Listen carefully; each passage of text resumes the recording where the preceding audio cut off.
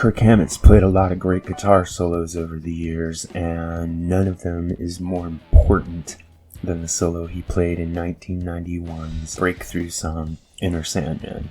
Notice that I said the most important solo, not the most accomplished or the best. The reason that the solo in Inner Sandman is the most important solo that Kirk Hammett ever recorded is because Inner Sandman was basically the first pop song that Metallica ever released. And when they went into the studio with Bob Rock to make Black Album, the basic idea behind it is to retain their identity while massively expanding their audience. And for this reason, Inner Sandman, it has to be regarded as the pivotal track. This is because it is the first track Metallica began working on. It is, according to all sources, the track that set the tone for the entire album.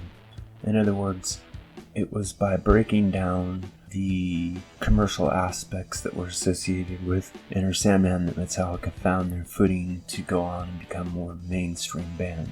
Now, say what you like about their decision to do this, fact remains that this is exactly what happened. And for this reason, the first single from the Black Album, Inner Sandman, had to be something that showed the band's identity to a wide audience, some of who had never heard them before, but at the same time didn't overwhelm them and didn't make it seem like they had to be into a form of extremely heavy thrash music in order to appreciate the band. So let's get into the solo itself. First thing to say about the solo is that there's not a single wasted note in it.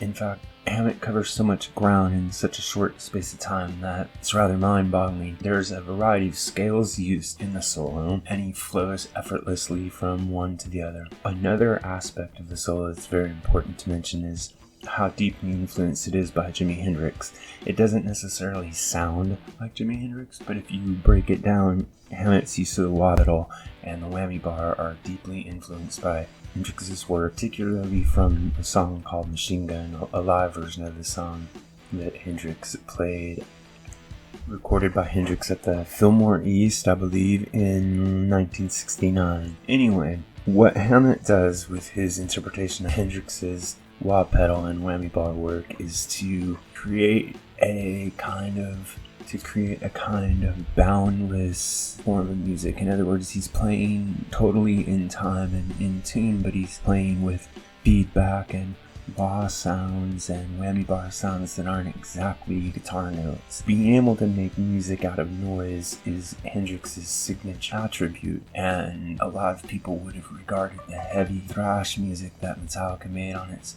first albums as aggressively noisy. What the solo is doing is basically transforming noise into melody, and what Metallica's doing on the entire Black Album is transforming their heavy garage sound into a more accessible melodic commercial sound. For this reason, I think Hammett hit the nail right on the head with the solo, not only from a technical point of view, but from a thematic and from a professional point of view. So, in my opinion, this is a perfect guitar solo, and not the only perfect guitar solo that Kirk Hammett ever played. What do you think? If you have an opinion on this or any other topic related to classic or contemporary music, please leave a comment in the section below, and remember to like and subscribe. Thanks a lot.